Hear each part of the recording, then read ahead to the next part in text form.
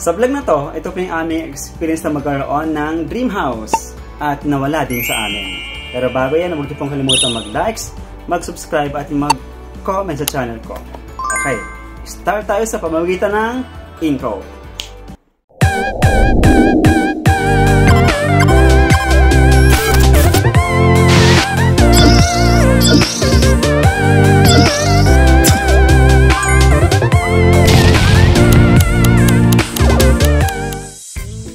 2016 nang lumipat kami sa mansyon na ito. Hehehe, joke na. At alam nyo ba, dito sa Thailand, may dalawang part ang house blessings. Merong sa umaga at merong sa gabi na pwede mo nang i-invite ang iyong mga friendship at iyong mga co-worker. Since may tatlong room ang bahay namin, yung isang room ay ginamit namin para sa aming tutorial business.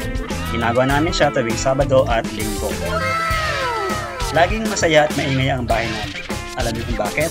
Kasi laging maraming tao. At mas lalo pang umingay ang bahay namin nang mag-join kami sa English Drama Competition. Ba naman, ginawa na namin practice venue yung bahay namin. Ginagawa namin ito tuwing hapon. So libre ang mga bata sa studio. Practice pa more! Naging sobrang feel at home yung mga bata sa bahay namin. Alam niyo kung bakit? Kasi dito po sila kumakain at dito rin po sila nakikitulog. Ayos mo. Oh no! Buti na lang kami ang nag-champion. Kita mo? Ang saya-saya nila. Huy, ang saya. Gam, hindi pa umiiyak. Tama na yan. Panalo na tayo. Kahit na Buddhist country ang Thailand, nag-i-install pa din ako ng Christmas tree yearly sa bahay namin. Tuwing Pasko, meron ding small Christmas party for kids sa bahay namin. Hinaya ko silang maglaro, kumanta, mag-exchange gifts, at syempre, kumain. Syempre, hindi mawala yun. At minsan, meron ding regalo sa amin yung aming mga former students. Diba? Parang mommy at daddy ang peg. Pag kaming dalawa lang ang nasa bahay, ang banding namin ay karaoke! Ako, ang gusto ko lang ay uminom at panoorin siya habang kumakanta ng mga favorite niyang songs, English or Thai. Favorite din namin gawin ang mag-barbecue sa labas ng bahay. At para mas masaya, pinapanood din namin ang SEA Games na ginanap sa Pilipinas noong 2019. At dumating ang 2020, kasabay ng COVID-19 pandemic. Pansamantalang tumigil ang buong mundo. Marami ang nagkasakit at marami din ang nagpaalam. Kasabay ng pagpapaalam ko sa school ko.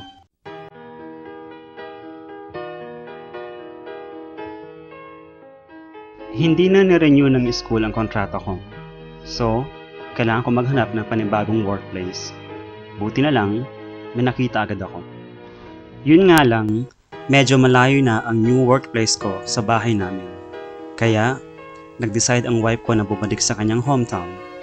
At pangalawang pagpapaalam ay ibenta na din namin ang aming bahay.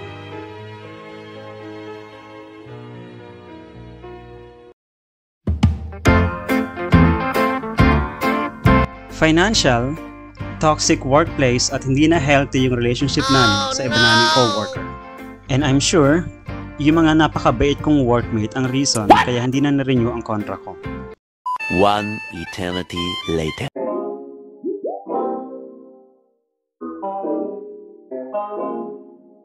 So, move on na nga tayo.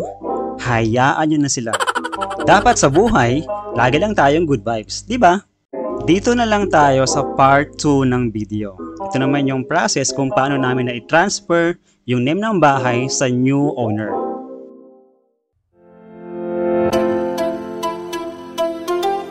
First meeting namin ng buyer para pag-usapan yung mga magiging agreement na ilalagay namin sa contract. Ito po ay ginawa namin sa Amazon, dito lang po sa Siangkap.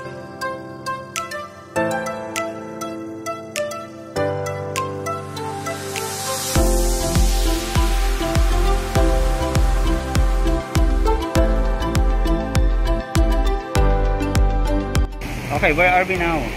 We are at a bank. So we will get the cashier check first, and then we go to another bank, pay for the house, and then get the land paper. Land title. Yeah, land title, and go to Siang Kham, to the house, to the land area office in Siang Kham. Okay. So what bank is this? Thai Bank. The bank. This is the bank. There. The bank. Okay, so but this time the bank is still closed. We have to wait. So this is the process that today we will transfer the house name to the new owner.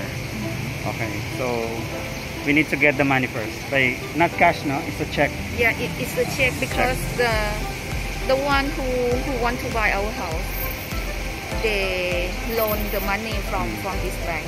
From Krung Thai Bank. Yeah, from Thai Bank. Okay, so let's wait and see what happens next. Okay.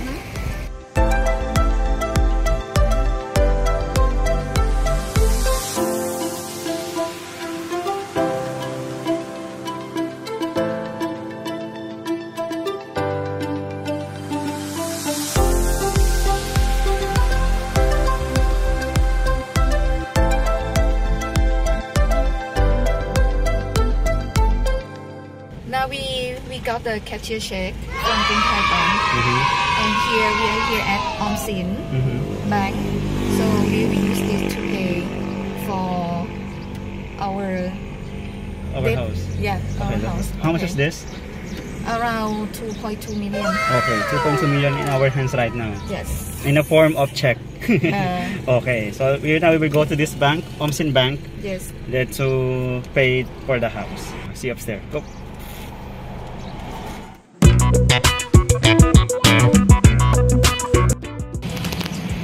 Okay, now we finish the process of paying for the house, and then after this we will go to Siang Kham, to the land office in Siang Kham to transfer our house to the new owner. Yay! Now we like free. Okay, we're free of debt. Free of Okay. debt of the house.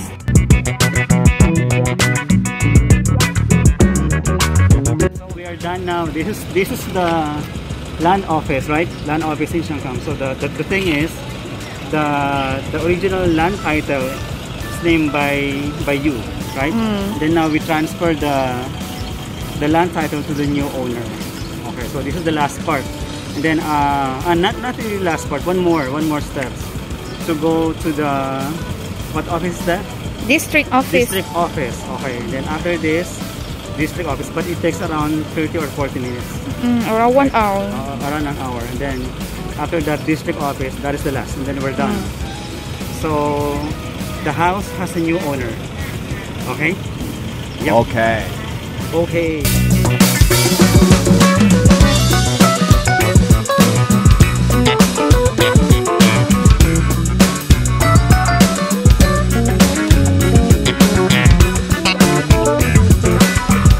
At sa wakas, natapos din ang maghapong proseso. Nailipat na namin ang name ng house sa bago niyang owner. So, bye-bye house. I will miss you. What a relief.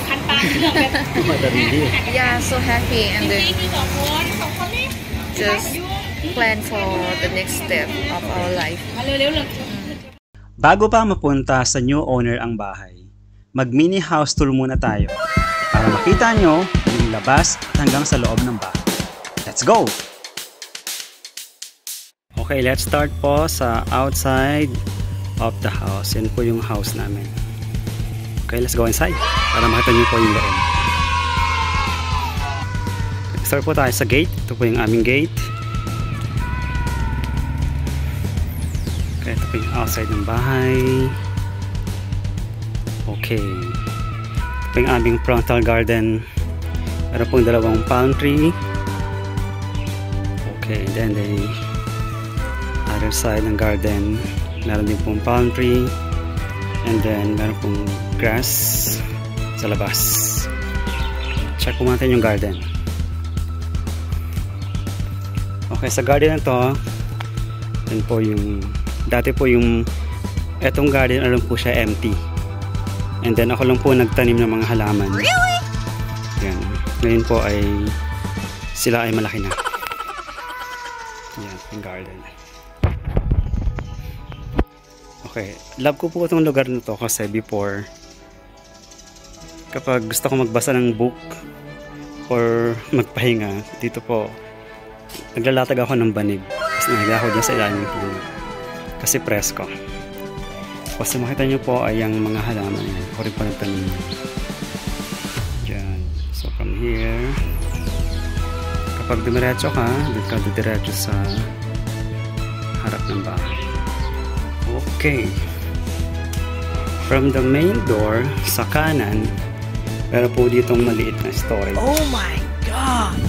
Okay, mini storage. And then, pagpasok mo dito, meron pong toilet. Ito. Tapos ito pang aming dining area.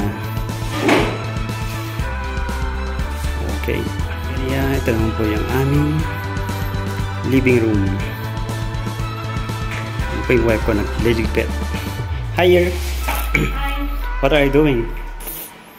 I'm fixing my things. Okay. My books. Yep, okay. Enjoy sa kanyang ginagawa. Ito po yung aming living area. Yan.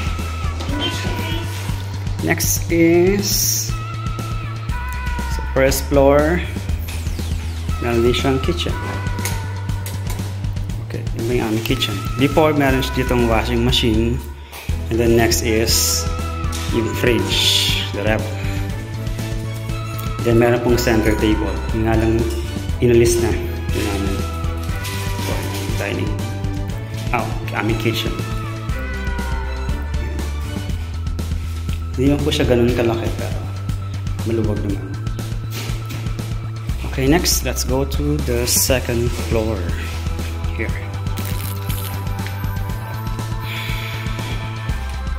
Okay, from the second floor, meron pong 3 rooms dito. Ating ilaw. Okay. And here. Okay, from the second floor, going right, parang mini space dito na pwede kang magpahinga mo po. Then may window, parang maliwanag. Same here sa hagdan. Meron ding window. Pwede mo siyang i-open. Pwede rin hindi. Kasi ano naman siya, yung frost glass. May liwanag siya makikita.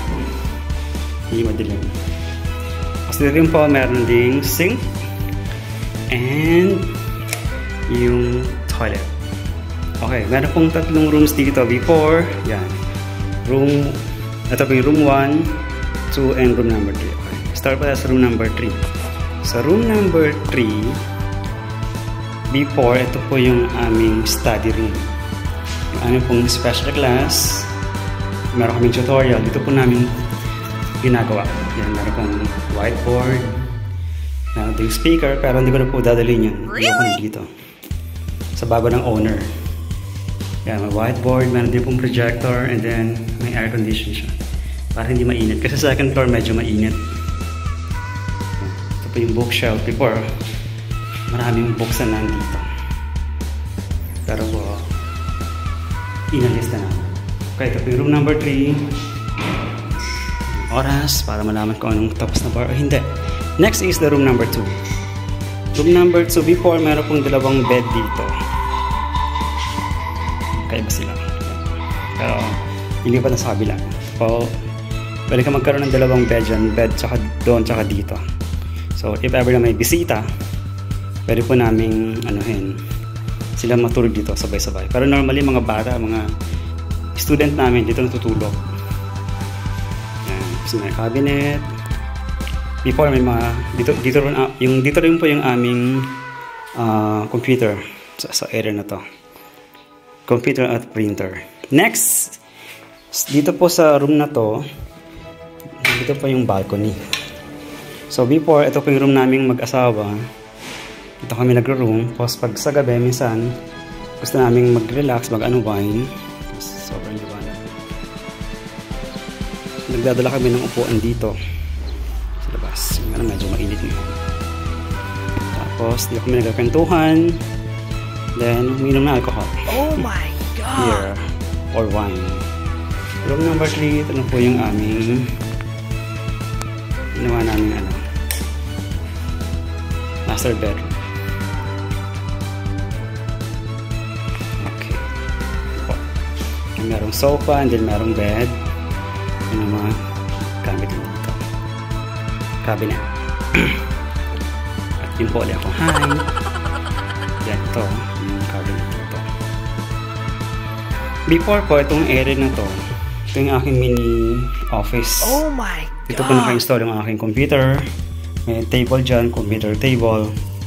Tapos may lampshade, may puan. Dyan po ako gagawa ng mga bagay-bagay na gusto kong gawin.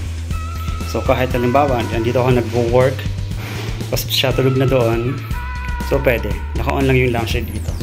Kasi yung ilaw, itong ilaw na to, naka-off na para makatulog siya. Okay, ito po yung size sa loob. Then may dalawang bitana dito. Yan, tsaka ito po. Window din siya. Tapos pag inapin mo window sa umaga, ang iyong view ay ang garden. Yan.